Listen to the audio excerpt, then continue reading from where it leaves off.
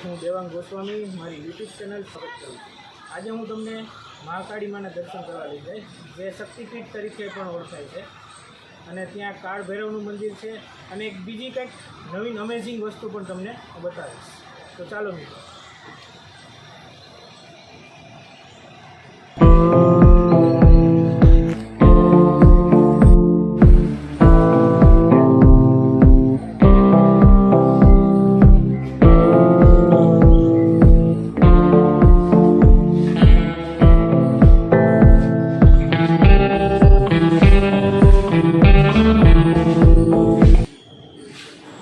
આ તપસી બાપુના આશ્રમમાં શિવરાત્રિના મેળા પૂર્ણ થયા બાદ જે સાધુ સંતો જૂનાગઢથી અહીંયા આ મંદિર મહાકાળી માના દર્શન કરવા અને ધુવાડે બંધ અહીંયા ભોજનનો સમારંભ હોય છે।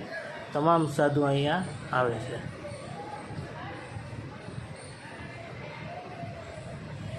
એકાવન શક્તિપીઠમાંથી આ 52મી શક્તિપીઠ તરીકે ઓળખાય છે। અને આ મંદિરની બાજુમાં માતાજીનો કુંડ આવેલો છે। એ બહુ જ વરસાદના કારણે સામેની ભીત પણ પડી ગયેલ છે। હવે હું તમને મંદિરની અંદર ગર્ભગૃહમાં લઈ જઈશ।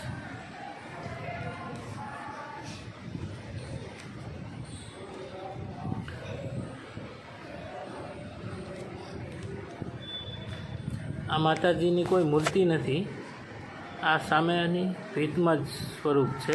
અને બીજું આનું માતાજી આ મંદિરની નીચે આવેલા છે એવું કહેવામાં આવે છે। આ માતાજીનો ઉદરનો ભાગ કહેવાય છે, જે અંદરની સાઈડ ધડકતો છે। એનું એ કારણ છે કે બ્રાહ્મણના ભાઈએ આ માતાજીને લાત મારીથી પેટનો ભાગ જે હતો તે અંદર ધસી ગયેલો છે। ના માતાજીના મંદિરમાં આ સ્તંભ આવેલા છે, જે માંડવો બનાવેલો છે, જે બહુ ઓછા મંદિરમાં તમને જોવા મળશે। આખું મંડપ તરીકે શણગાર કરેલો છે આખો।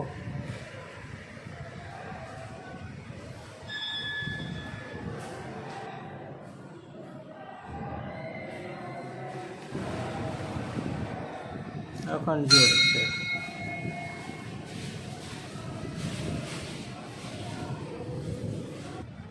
માતાજીની બાજુમાં ભોળાનાથનું પણ મંદિર આવે છે। જ્યાં માતાજી હોય ત્યાં મહાદેવ તો હોવા જ જોઈએ।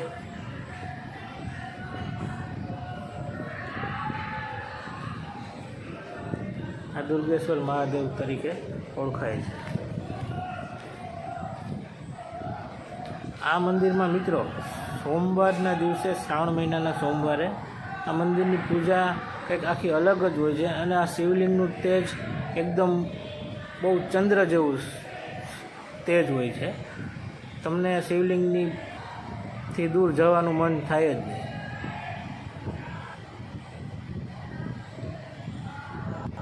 અને તેની બાજુમાં જ દત્તાત્રેય ભગવાનનું મંદિર આવેલું છે,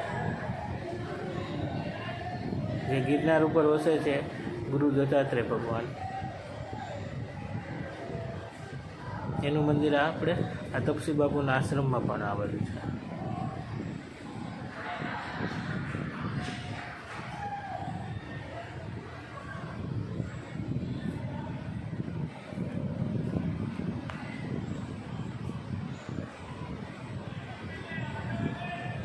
આ મંદિરનો મોટો ગ્રંથ છે।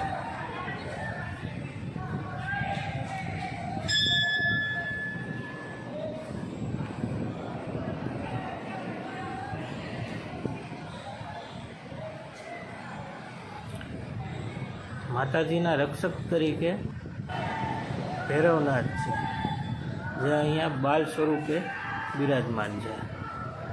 આ ભૈરવનાથનું આનંદ ભૈરવનાથ છે।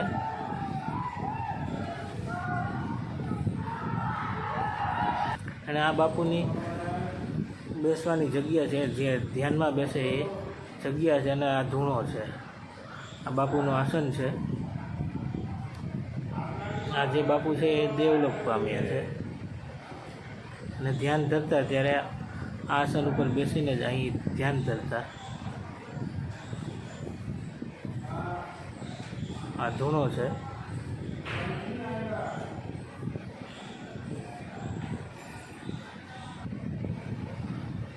અહીંયા જે સાધુ સંતો પૂજા કરી ગયા, જે દેવલોક પામ્યા, એ સાધુ સંતોના ફોટા છે. અને અહીંયા ઓરિજિનલ વાઘનું મોઢું પણ અહીંયા રાખેલું છે. આ ઓરિજિનલ વાઘનું મોઢું છે.